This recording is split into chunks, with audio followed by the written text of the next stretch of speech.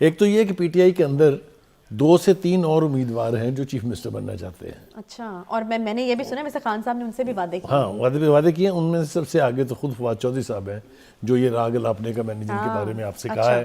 یہ امیدوار پہلے بھی تھے, اگر آپ کو یاد ہو جب بزدار کو بنایا تھا خان صاحب نے, اب بھی ہیں.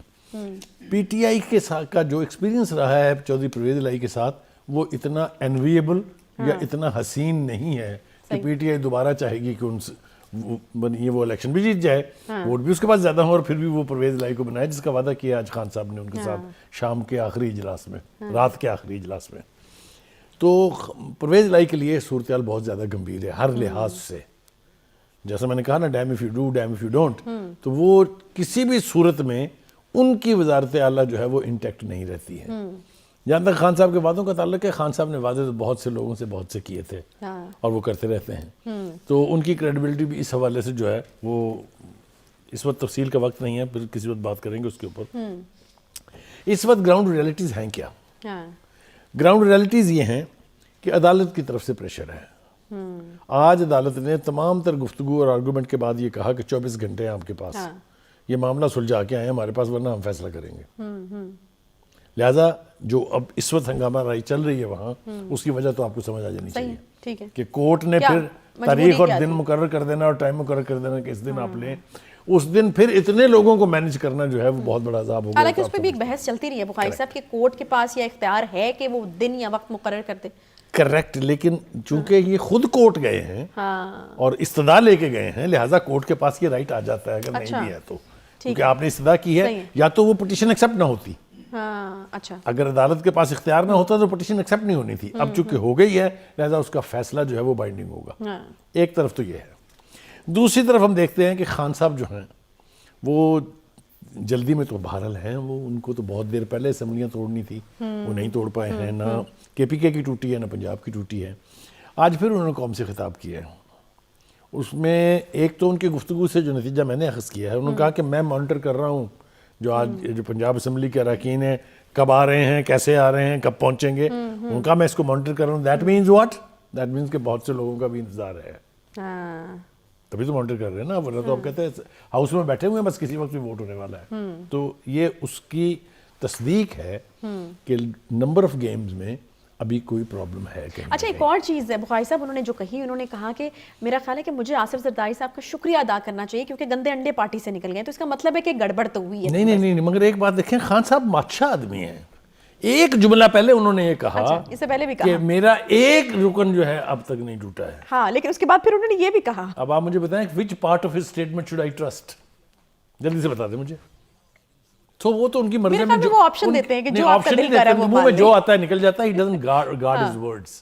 میں نے آپ کو ایک جملے کا فرق بتایا صرف, کہ ایک طرف انہوں نے کہا کہ میں سلوٹ کرتا ہوں آپ کو کہ آپ میں سے ایک رکن نہیں ٹوٹا جب سے پارٹی بنی, اور دوسری طرف آپ کہہ رہے ہیں کہ زرداری صاحب نے مجھ پر بڑا احسان کیا ہے, میں ان کا بہت شکر گزار ہوں کہ انہوں نے گندے انڈے نکال دیے ہیں. وہ گندے انڈے پتہ کتنے لوگوں کو کہہ رہے ہیں؟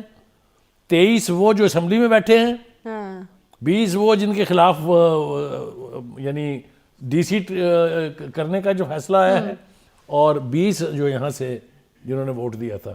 کتنے ہو گئے جی؟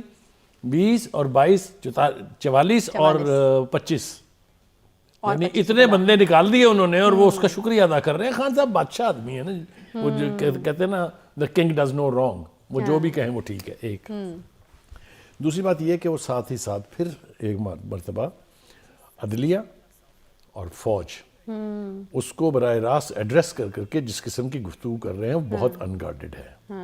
میں آپ کو ذمہ داری سے کہہ رہا ہوں, 3-4 چیزیں جو ہیں جو ہوئی ہیں اس عرصے میں, اس کی طرف توجہ جو ہے ہم اپنے سامعین کی بھی دلانا چاہتے ہیں.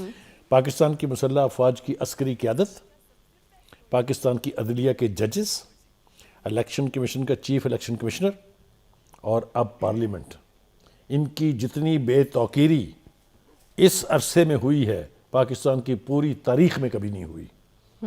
نام لے لے کے تصویروں کے اوپر جوتیاں برسائی گئی ہیں, آپ کے سامنے ہیں. میں یہ ریکال اس لیے کر رہا ہوں کہ یہ سب کچھ تو ہو چکا ہے, اب اگر اس سے بدتر ہوگا تو کیا ہوگا, جو کہ ہونے والا ہے. خان صاحب نے الیکشن کے ریزلٹس اگر ان کی مرضی کے یعنی 2/3 نہیں ہے تو جو مرضی کر لیں انہوں نے ماننا ہی نہیں ہے. میں اب آپ کے ساتھ شرط لگانے کے لیے تیار ہوں, وہ کہیں گے دادی ہوئی ہے. تو anything that doesn't suit ہم is illegal, immoral and unconstitutional.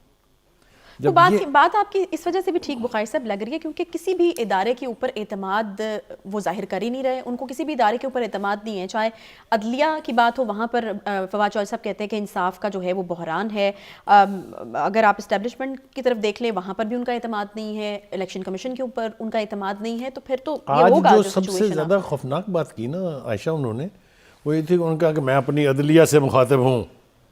ذرا غور سے سنیے وہ کیا کہہ رہے ہیں. وہ کہہ رہے ہیں کہ آپ ایسے فیصلے نہ کریں جس سے ہمیں شرمندگی ہو.